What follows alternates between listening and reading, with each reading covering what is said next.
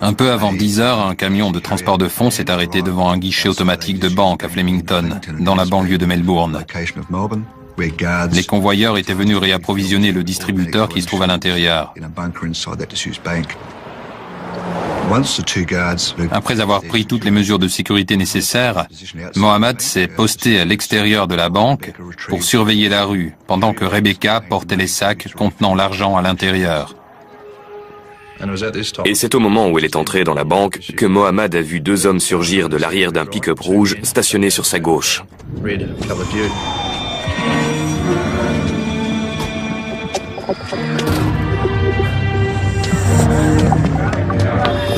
Les deux hommes étaient armés et portaient des cagoules.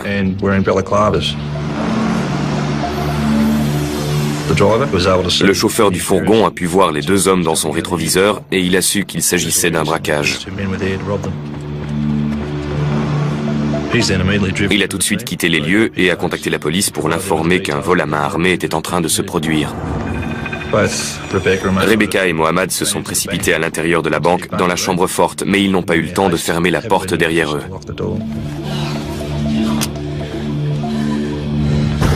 Donne-moi le fric! Un des voleurs a ouvert la porte. Donne-moi l'argent, je te dis! Le premier coup de feu a été tiré par l'un des malfaiteurs. File le fric! Il a menacé les deux convoyeurs pour qu'ils lui donnent l'argent qui se trouvait dans les sacs à l'intérieur de la chambre forte. Mohammad et Rebecca ont fait feu pour se protéger.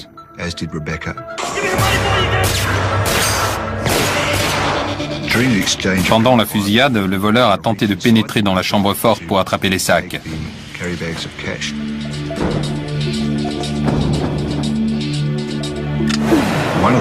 L'une des balles est passée si près de la tête de Mohammad qu'il a pu sentir la chaleur du projectile qui fusait.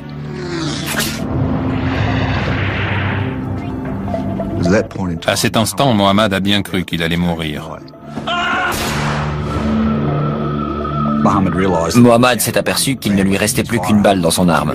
Il savait qu'à la première occasion, il devrait tirer sur l'homme cagoulé.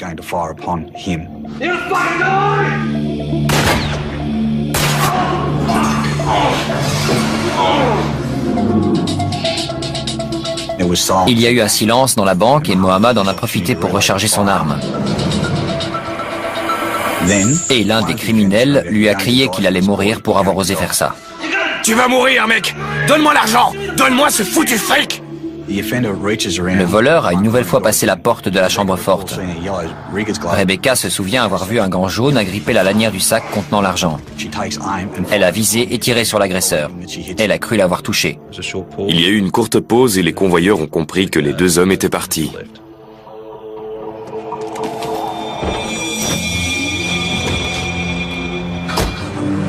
Ils sont sortis à temps pour voir le pick-up rouge partir sur Racecourse Road. Mohammad a essayé de relever la plaque d'immatriculation, mais ils étaient déjà trop loin. On a deux criminels armés. On pense que l'un d'entre eux a été touché 2 fois, probablement à l'avant-bras. Le braquage d'une extrême violence s'est déroulé en quelques minutes. Faisant preuve d'un sang-froid exemplaire, les convoyeurs de fonds ont rempli leur mission sans défaillir. Des experts de la police scientifique se rendent immédiatement sur les lieux pour recueillir les premiers indices. Si Rebecca a touché à 2 reprises l'un des agresseurs, il a sans doute laissé sa carte de visite sur le sol de la banque. À l'extérieur de la banque, il y avait 2 morceaux de bois sur la route et on a pu y relever un peu de sang. Il y avait aussi des gouttes de sang sur le carrelage juste à l'entrée de la banque. J'ai prélevé un échantillon pour faire un test ADN qui pouvait nous permettre d'identifier le criminel. On savait qu'on avait affaire à des criminels expérimentés. Et avec un peu de chance, cette personne serait enregistrée dans nos fichiers. En attendant les résultats, les enquêteurs tentent d'étudier d'autres pistes.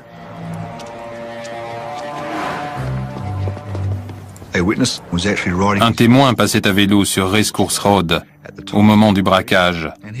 Il a vu 2 hommes cagoulés et armés se précipiter à l'intérieur de la banque.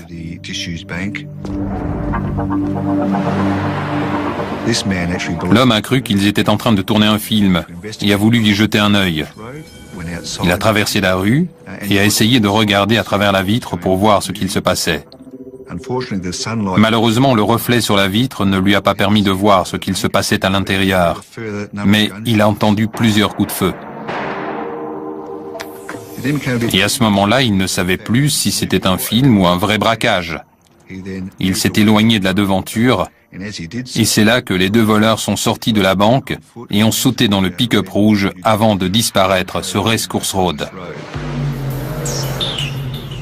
Ce témoin a eu le temps de relever la plaque d'immatriculation du véhicule. Un témoin a identifié la voiture. Il s'agit d'un pick-up rouge. Et une rapide vérification confirme que la voiture rouge a été volée. Elle est retrouvée quelques minutes plus tard. Mais permettra-t-elle de rassembler suffisamment de preuves pour arrêter les criminels ? La police recherche un homme armé et blessé ce matin lors d'un braquage. Deux hommes cagoulés ont volé près de 100 000 € en liquide après avoir tendu une embuscade à deux convoyeurs de fonds venus remplir les distributeurs automatiques. Tous les coups de feu ont été tirés à l'intérieur de la banque. Aucun passant n'aurait pu être touché, mais c'était une tentative très risquée de la part des criminels. J'ai été contacté par les techniciens de scène de crime pour une affaire de fusillade et de vol à main armée à Flemington. Quand je suis arrivé sur place, c'était un véritable carnage à l'intérieur. Il y avait 14 impacts de balles dans la banque. Et compte tenu des marques laissées par les balles, de la position des deux convoyeurs et de celle des deux criminels, on en a conclu que le convoyeur avait tiré 6 balles, que sa collègue en avait tiré 4, et que 4 autres balles provenaient de l'arme du criminel. 2 dans le sol en béton et 2 autres dans la chambre forte. L'une a touché le distributeur et l'autre s'est enfoncée dans le mur, juste au-dessus de la tête du convoyeur. Lorsque les techniciens médico-légaux entreprennent de ramasser les douilles et les balles, ils ont la surprise de constater que 16 tirs ont été échangés à l'intérieur de la banque. Ce qui laisse 2 tirs inexpliqués. Il est possible que ces 2 balles aient touché l'un des 2 criminels et qu'elles soient restées dans le corps, à moins de l'avoir traversé et d'être resté coincé dans les vêtements. Le criminel blessé qui a laissé des gouttes de sang derrière lui s'est enfui avec son complice dans le pick-up rouge qui vient d'être retrouvé.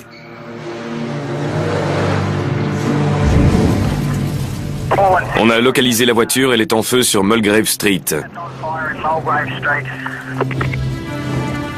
On a au moins 3 ou 4 témoins qui ont poursuivi les criminels.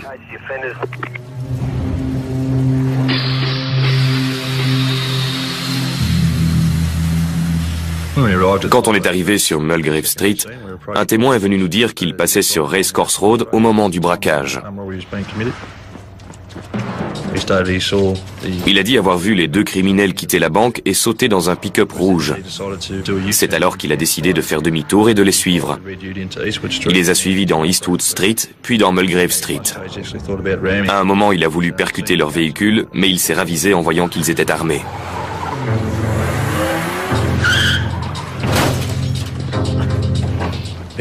Il a vu la voiture percuter de plein fouet une barrière et le plus grand des 2 hommes sortir de l'arrière du pick-up. L'autre homme a retiré sa cagoule, mais le témoin était trop loin pour pouvoir faire une description détaillée de son visage. Ensuite, il a vu le plus petit des 2 verser un liquide sur la voiture avant d'y mettre le feu.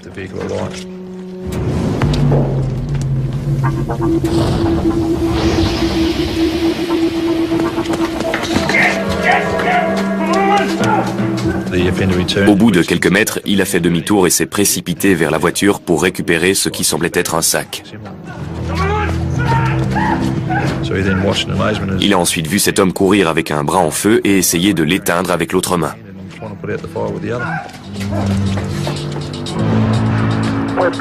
Deux criminels à pied se dirigent vers le sud dans une ruelle perpendiculaire à Mulgrave Street. En mettant le feu à la voiture, les agresseurs voulaient détruire toutes les preuves. Malheureusement pour eux, le feu n'a pas suffi à tout éliminer. Il restait de nombreux indices pour la police, dont l'arrière du pick-up qui avait partiellement brûlé, une arme à feu et la voiture elle-même. Je ne crois pas que le criminel avait l'intention de laisser son arme à l'intérieur, mais il a paniqué et la blessure de l'un d'entre eux les a déstabilisés.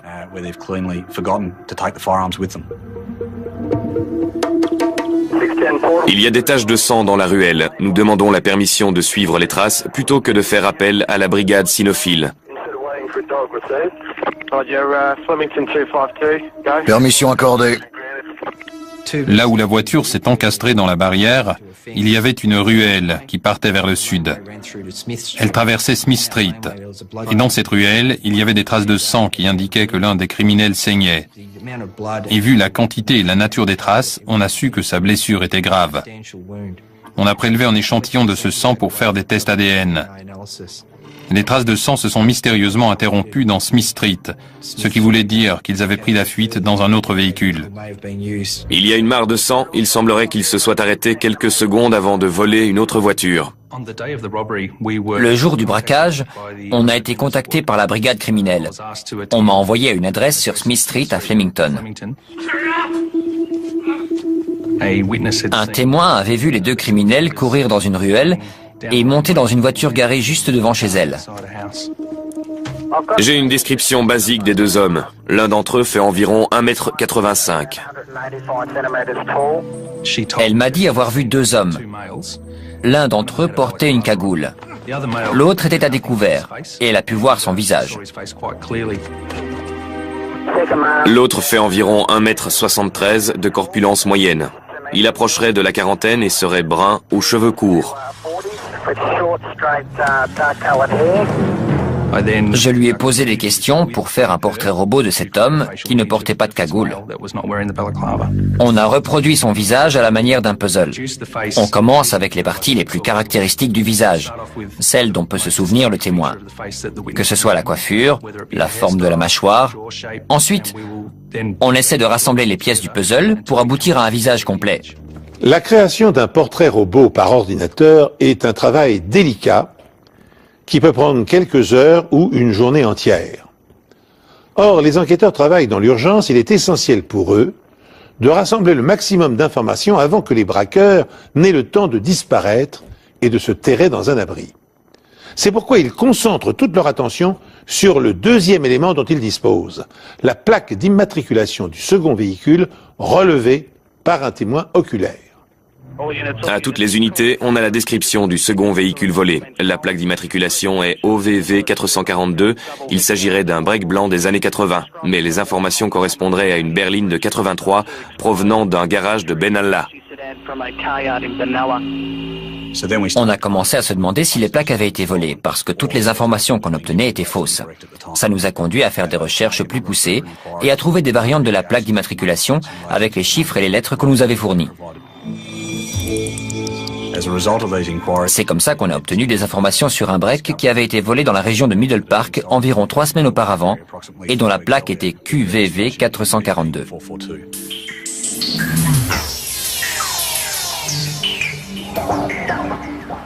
L'erreur est rapidement corrigée, mais les criminels ont déjà pris de l'avance. Malheureusement pour eux, ils ont choisi la mauvaise voiture et la mauvaise porte de sortie. Quelques minutes après le braquage, la police a compris qu'elle a affaire à des professionnels. Et puisqu'en volant les 100 000 €, l'un d'entre eux a été blessé, la police a mis tous les hôpitaux de la région en état d'alerte. Elle cherche aussi activement le second véhicule de fuite.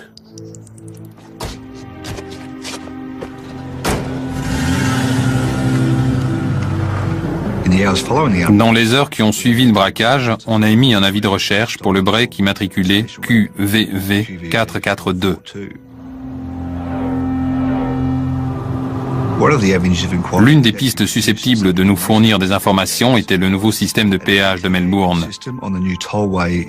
Les voitures équipées d'un dispositif peuvent emprunter une voie réservée qui leur permet de passer le péage sans s'arrêter, moyennant un abonnement.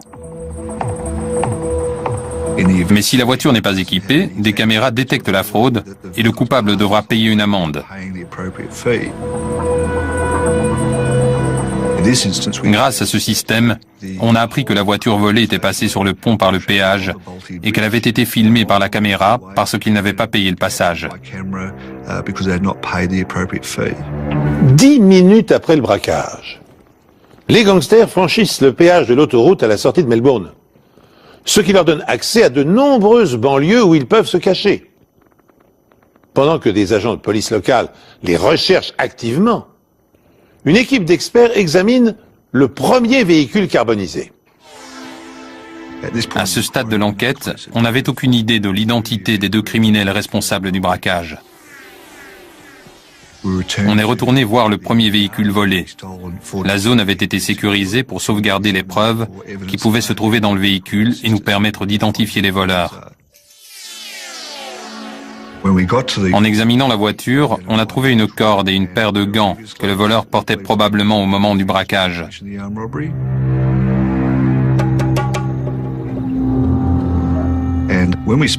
Et quand on a parlé au propriétaire de ce pick-up rouge, il nous a dit qu'il manquait des roues et des pneus et aussi que le reste d'armoire brûlée qui se trouvait à l'arrière du pick-up ne lui appartenait pas.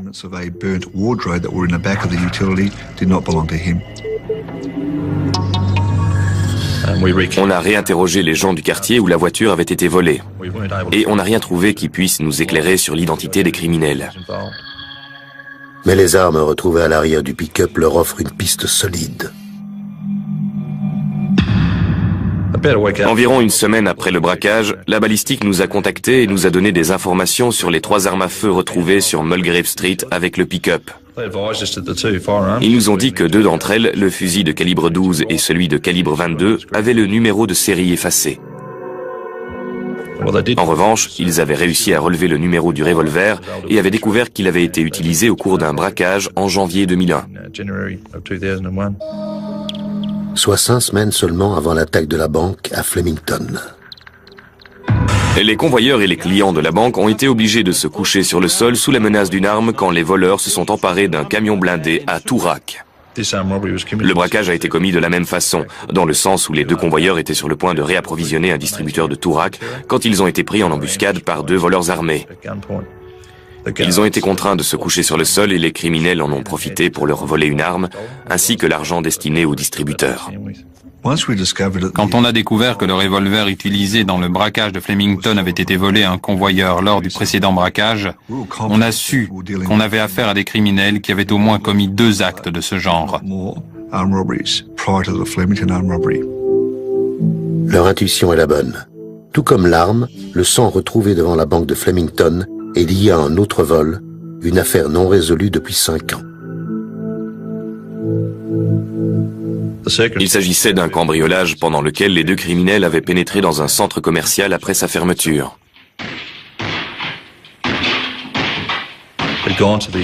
Ils étaient entrés dans une bijouterie en brisant une fenêtre. Ils avaient ensuite cassé plusieurs vitrines et l'un d'entre eux s'était coupé.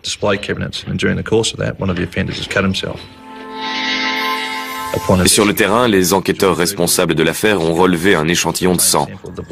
Le cambriolage de la bijouterie avait été parfaitement préparé et exécuté. Et plus de 32 000 € de bijoux avaient été volés. Le problème est que même si les enquêteurs savent que le sang retrouvé à la bijouterie et celui de Flemington appartiennent à la même personne, aucun criminel n'est ressorti du fichier ADN. La bonne nouvelle, c'est que maintenant le portrait robot est terminé.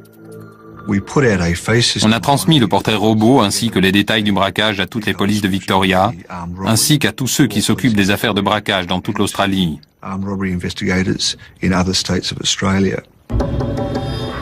De nombreuses réponses ont commencé à affluer et on a pu établir une liste de suspects. On a envoyé un email général en précisant qu'un des criminels avait été blessé et qu'il avait probablement besoin de soins. On a reçu des informations de la police locale de Rye sur un certain Brian Gardner qui avait besoin de soins.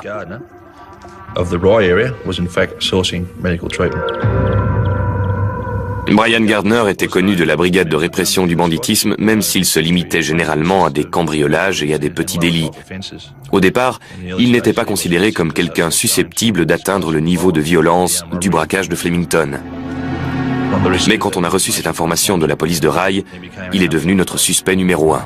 Quand les enquêteurs cherchent à localiser Brian Gardner dans la ville de Rye, ils découvrent qu'il est susceptible de s'être réfugié à plusieurs adresses. Chacune d'entre elles doit être contrôlée au plus vite. Mais compte tenu de la dangerosité du criminel, qui n'a pas hésité à faire feu sur les convoyeurs, la brigade de répression du banditisme ne se contente pas de frapper aux portes.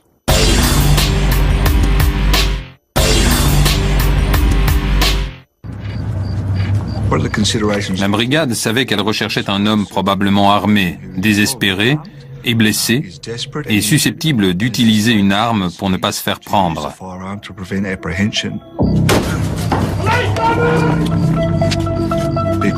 L'équipe a donc décidé d'entrer par la force.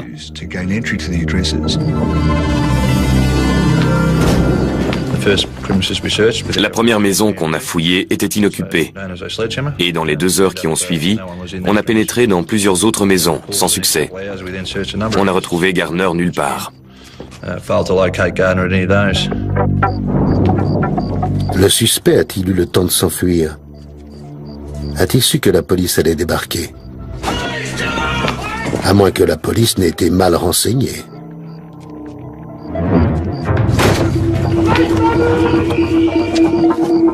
Les enquêteurs fouillent toutes les propriétés susceptibles d'abriter leur suspect numéro 1. Mais toutes leurs tentatives se soldent par un échec. On a cerné toute la zone autour de Rye pour s'assurer que toutes les sorties et tous les points d'accès de la ville étaient sous la surveillance de la brigade, au cas où Gardner apprendrait qu'on le recherche et qu'il tenterait de quitter la région. On a eu plusieurs autres adresses auxquelles on s'est intéressé. On a chargé des policiers de surveiller chacune de ces résidences pour voir si quelqu'un entrait ou sortait. L'une de ces maisons éveille l'intérêt de la police.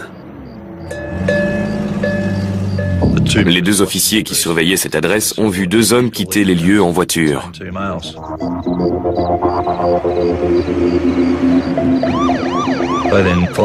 Ils ont décidé de les suivre pour les intercepter quelques kilomètres plus loin.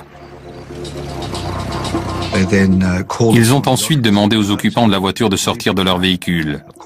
Ils les ont menacés de leurs armes, sachant que l'un de ces 2 hommes pouvait bien être Brian Gardner et qu'il était probablement armé.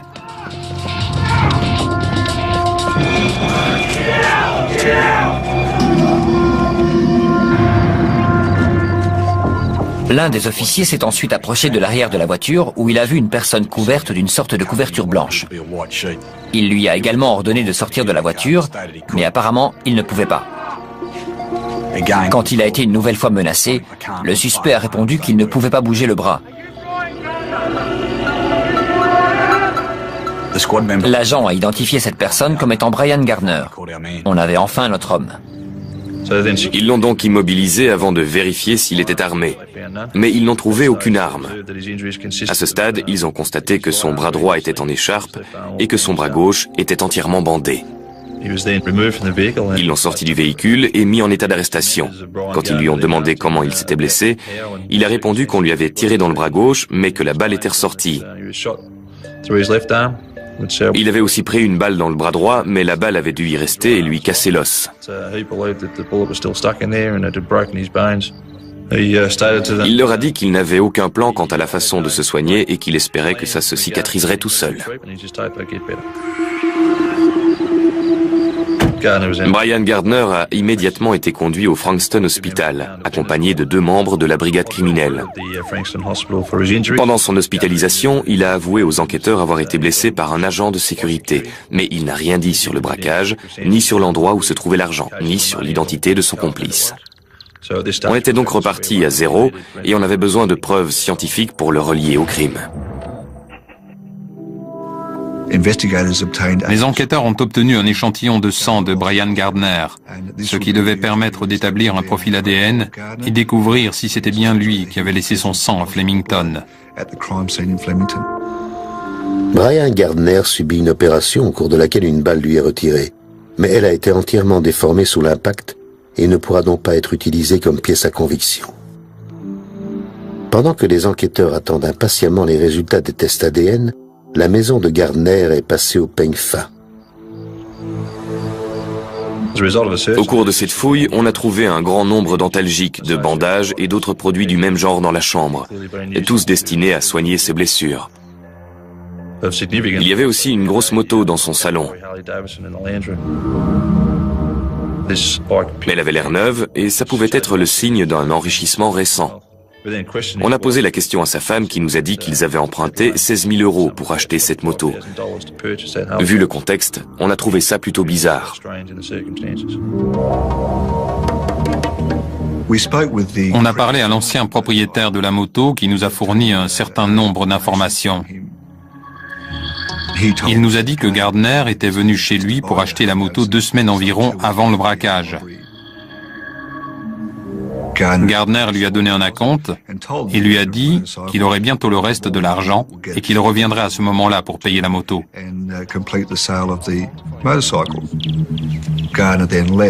Et puis Gardner est reparti. 2 jours après le braquage, la femme de Gardner est allée chez le propriétaire de la moto pour payer les 16 000 € qu'il restait à verser.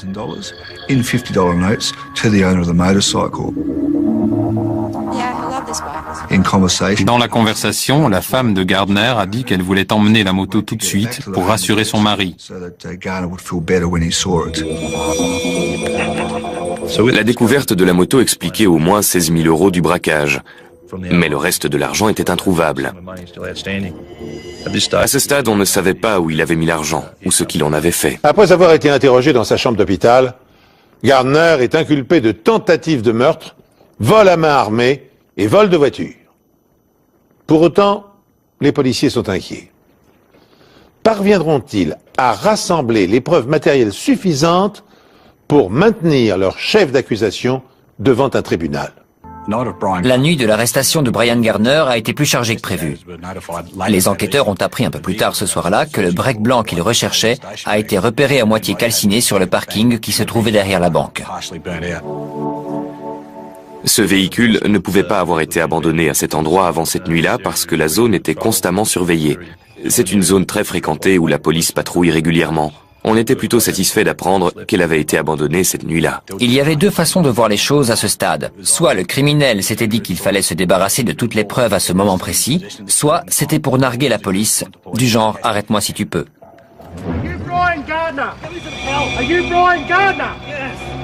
Brian Gardner, lui, est sous surveillance permanente à l'hôpital. Tout comme le break blanc qui a été utilisé comme véhicule de fuite lors du braquage et qui vient d'être retrouvé, abandonné et partiellement brûlé dans un parking.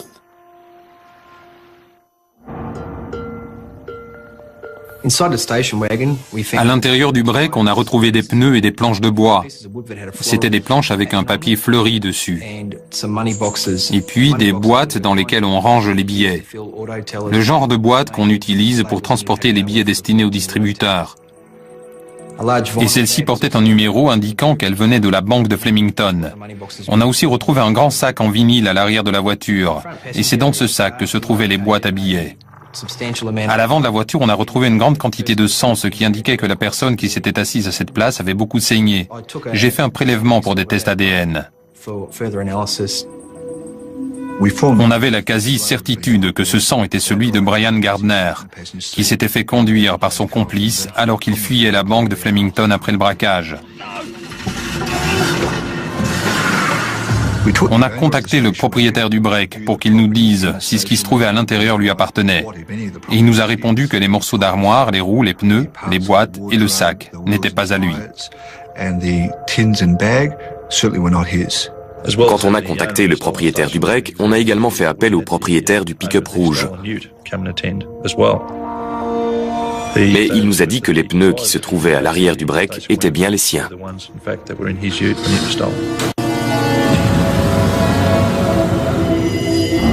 Avec cet incendie manqué, la police a désormais un lien entre les deux véhicules. Et il y a de grandes chances pour que le sang retrouvé sur la scène de crime et celui de la voiture appartiennent tous les deux à Gardner.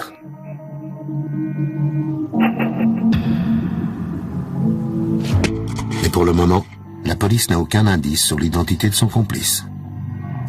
On n'avait aucune idée de l'identité du complice. On a procédé par élimination à partir d'une liste de personnes qu'on avait interrogées, jusqu'à ce qu'on reçoive un coup de téléphone du commissariat d'Altona. Une personne du nom de Michael Coates s'était présentée au poste de police en disant que la brigade de répression du banditisme voulait lui parler au sujet d'un braquage à Flemington. On a trouvé ça bizarre. Pourquoi quelqu'un se présenterait-il au commissariat sans savoir ce qu'il s'était passé à Flemington? C'était vraiment très étrange et il fallait absolument qu'on étudie cette piste. Une fois au commissariat d'Altona, j'ai remarqué que Michael Coates ressemblait beaucoup à la description et au portrait robot du témoin de Flemington. Michael Coates a été placé en état d'arrestation au cas où les aveux qu'il ferait puissent être utilisés au cours d'un procès. Je vais vous interroger au sujet d'un braquage à main armée. Mais avant de poursuivre, je dois vous dire que vous avez le droit de garder le silence et que tout ce que vous direz pourra être retenu contre vous. Vous comprenez? Oui. Pendant l'interrogatoire de Michael Coates, j'ai tout de suite demandé pourquoi il s'était présenté à la police. Et il a dit qu'il avait lu un article de journal à propos d'un homme qui avait été blessé au cours d'un braquage à Flemington.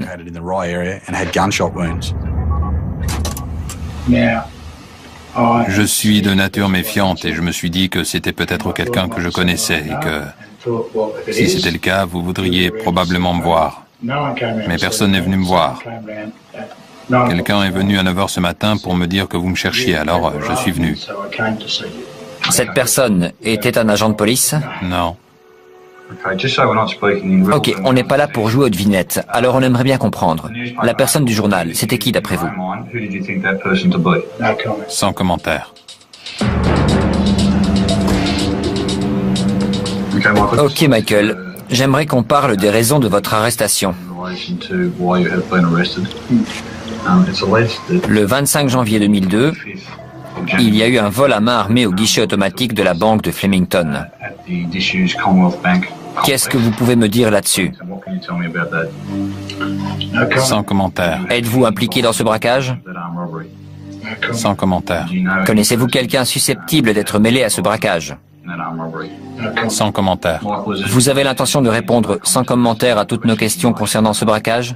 Exact. J'étais un peu déconcerté par cet homme qui s'était lui-même présenté à la police disant qu'il voulait nous parler et répondre à nos questions pour ensuite se servir de son droit de garder le silence.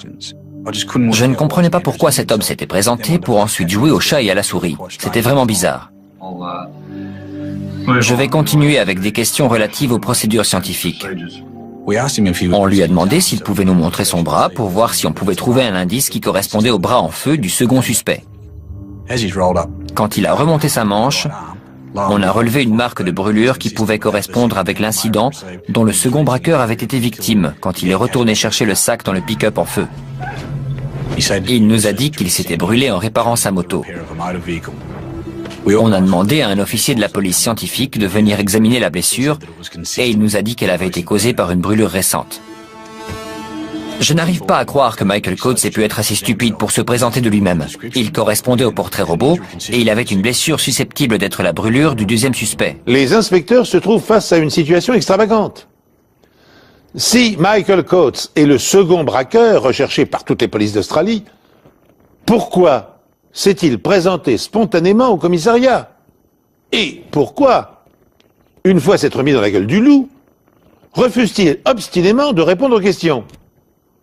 Les traces de brûlure qu'il porte au bras semblent le désigner comme étant le complice de Brian Gardner, qui de son côté a avoué avoir été blessé lors d'une fusillade, mais qui nie toujours son implication dans le hold-up. Face à cette situation confuse et inexplicable, les policiers bénéficient d'une chance inespérée. Coates s'est présenté au commissariat à bord d'une voiture. Michael Coates m'a aussi donné les clés de sa voiture et quand je l'ai fouillé, j'ai trouvé un bail de location dans la boîte à gants. Il correspondait à une adresse sur Locke Street, à Yarraville. Ce qui nous a particulièrement intéressé, c'était les dates. Le bail commençait juste avant le braquage et se terminait juste après. L'agent immobilier nous a donné d'autres informations sur le bail. Et sur le contrat, Brian Gardner se portait caution de Michael Coates. Michael Coates s'est présenté au commissariat de police en prétextant que la brigade de répression était à sa recherche. Ce n'était pas le cas, mais son attitude conduit les enquêteurs à fouiller une maison qu'il a louée pendant la période du braquage de Flemington. On a fouillé la maison de Yarraville et on a trouvé un certain nombre de choses. D'abord, il y avait des taches de sang sur le sol près de la porte de derrière. On a aussi trouvé une paire de baskets tachées de sang, des bandages également tachés qui se trouvaient dans le salon. Et surtout, on a trouvé une armoire avec des étagères recouvertes d'un papier fleuri qui correspondait aux planches de bois retrouvées dans le break volé. Non seulement les étagères permettent de faire le lien entre la maison et le break blanc, mais la police scientifique a aussi découvert d'autres éléments permettant de relier la maison, le break blanc et le pick-up rouge. Quand j'ai comparé les caractéristiques communes aux deux voitures volées, c'est-à-dire le pick-up rouge et le break blanc, j'ai remarqué qu'il y avait des morceaux d'armoire dans les deux. Il y avait aussi des charnières bien particulières en forme de U, avec une peinture blanche recouvrant une peinture verte. Les charnières étaient conçues de la même façon. Elles venaient probablement de la même porte et probablement de la même armoire. Et dans une ruelle à proximité de la maison, les enquêteurs trouvent d'autres preuves. D'autres restes de placards, dont le cadre est identique à celui retrouvé dans le pick-up. Et grâce au propriétaire de la maison, les enquêteurs vont enfin en apprendre plus sur ces fameux placards. Ils nous ont dit qu'il leur manquait 3 placards. Les 3 avaient les mêmes étagères fleuries. Elles provenaient donc de cette maison.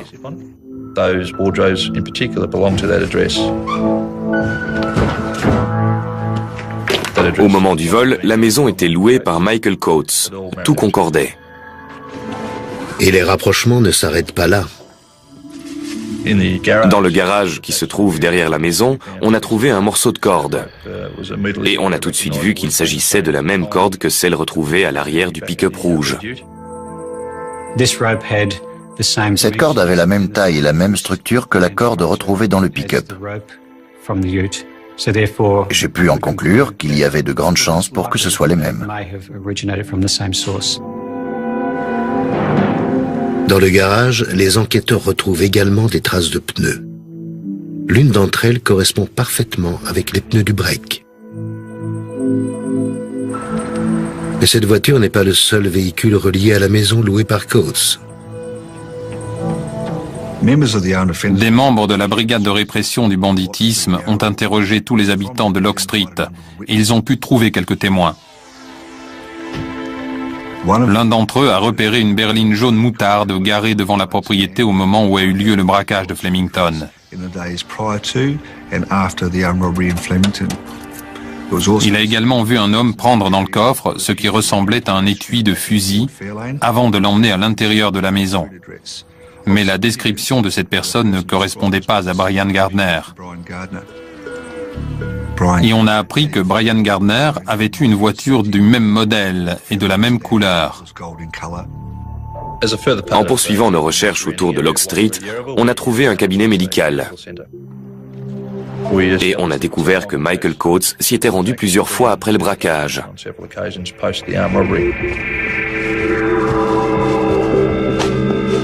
Et qu'il avait obtenu une ordonnance pour des antalgiques. Et c'était une information très importante parce qu'il était clair que ces antalgiques étaient destinés à soigner Gardner qui avait été blessé par balle. Brian Gardner et Michael Coates sont donc bien passés dans cette maison. Et, plus important, les résultats des tests ADN de Brian Gardner reviennent enfin. Son sang correspond à celui retrouvé dans le break blanc dans la ruelle près de l'endroit où le pick-up a été brûlé, et à celui prélevé à l'extérieur de la banque. En s'appuyant sur cette accumulation de preuves matérielles, les policiers confirment leurs accusations. En attendant de comparaître devant une cour, Brian Gardner est maintenu en garde à vue pour vol à main armée et tentative de meurtre sur 2 convoyeurs de fonds. Son ADN en établit la preuve formelle. En revanche, Michael Coates ne peut être accusé que de complicité. Mais les enquêteurs sont loin d'avoir dit leur dernier mot. Une fois qu'on a obtenu toutes les preuves relevées à Locke Street, on s'est ensuite adressé aux témoins qui avaient vu le criminel sans sa cagoule. On lui a montré une série de photos sur lesquelles elle a été capable de l'identifier. Michael Coates était bien la personne qu'elle avait vue dans la ruelle le jour du braquage. On avait donc des preuves suffisantes pour accuser Michael de vol à main armée. On est ensuite allé le chercher à son domicile de Mount Street pour l'arrêter et le conduire auprès des enquêteurs de brigade de répression du banditisme, où on lui a donné l'opportunité d'expliquer ses actes s'il le souhaitait. Ok Michael, on sait que vous et Brian Gardner êtes allés à la banque de Flemington, où vous avez été confrontés à 2 convoyeurs de fonds venus réapprovisionner les distributeurs. Qu'est-ce que vous avez à dire là-dessus? Ce n'était pas moi. On sait qu'à la suite de ce braquage, une certaine somme, environ 100 000 euros, a été volée. Vous avez quelque chose à dire? Je ne sais pas de quoi vous parlez. À ce moment-là, on vous a également vu fuir avec Gardner, dans un pick-up volé. Il était rouge et il était garé à côté de la banque. L'immatriculation est DVC 574. Vous avez quelque chose à dire à ce sujet? Ce n'était pas moi. Le braquage était parfaitement préparé et parfaitement exécuté, jusqu'à ce que Gardner se fasse tirer dessus. À partir de là, les choses ont mal tourné. La fuite ne s'est pas passée comme prévu. Ils ont eu un accident avec le pick-up, ils y ont mis le feu et ont laissé leurs armes à l'intérieur. Ils avaient même laissé l'argent et Michael Coates s'est brûlé en essayant de le récupérer. Ça a carrément viré au cauchemar. Ils n'avaient pas de deuxième véhicule sous la main, il fallait qu'ils improvisent. Rien ne s'est passé comme prévu à partir du moment où ils ont quitté la banque. On a pu inculper Michael Coates pour vol à main armée, tentative de meurtre et le vol des 2 voitures utilisées pour fuir avec les 100 000 euros de la banque. Il a donc été placé en détention provisoire avec son complice Brian Gardner. Vous avez quelque chose à dire concernant les accusations portées contre vous? Sans commentaire. Vous avez d'autres déclarations à faire concernant cette affaire? Non. Je ne comprends vraiment pas pourquoi Michael Coates s'est présenté au commissariat d'Altona. On a plusieurs théories là-dessus. Il a peut-être eu le culot de croire que même si on découvrait la vérité, on n'aurait pas les preuves suffisantes pour le condamner. J'avoue que je me pose encore la question, mais là où il est maintenant, je crois qu'il va avoir le temps d'y penser et de s'apercevoir que ça a été sa plus grosse erreur. Au procès, les 2 hommes plaident non coupables pour la tentative de meurtre. Mais contrairement à son complice, Brian Gardner plaide coupable pour le vol à main armée et le vol de voiture. Ils sont condamnés pour ces 2 chefs d'accusation. Curieusement, à défaut de preuves balistiques, ils parviennent à se faire acquitter de la tentative de meurtre sur les convoyeurs. Gardner a été condamné à une peine de 8 ans de prison contre 7 ans pour Coates. Mais le cabinet du procureur de l'État de Victoria a fait appel et leurs peines ont été alourdies à 11 ans de prison ferme sans remise de peine avant 8 ans. Coates et Gardner ne pourront pas espérer sortir de prison avant 2010. Gardner a également été condamné pour l'affaire du cambriolage de la bijouterie dans laquelle il a plaidé coupable. Et pour ça, il a pris 1 an de plus. Mais malheureusement, on n'a pas pu rassembler assez de preuves pour le braquage de Toorak et l'enquête est encore en cours. Les 2 convoyeurs de fonds qui se sont retrouvés au milieu du braquage de la banque de Flemington ont quitté leur travail. Brian Gardner, le responsable de leur traumatisme, en portera la cicatrice sur son bras droit. Il ne pourra probablement plus jamais conduire une moto. Le reste de l'argent n'a jamais été retrouvé. Préparé comme une mécanique parfaitement huilée, le hold-up a bien failli se dérouler comme les gangsters l'avaient prévu. Mais c'était sans compter sur le courage de Mohamed et Rebecca, les convoyeurs de fonds. En blessant Gardner, Ils ont fait déraper l'opération. Les traces de sang, la récupération de l'épave de la première voiture volée, les armes et les objets divers ont conduit les policiers à l'arrestation de Brian Garner. Par ailleurs, la réaction de Michael Coates demeure un mystère. Pourquoi? Mais pourquoi s'est-il livré spontanément? Pourquoi a-t-il pris le risque de se faire arrêter? Provocation? Désir de narguer la police? Besoin de savoir si son complice l'avait dénoncé?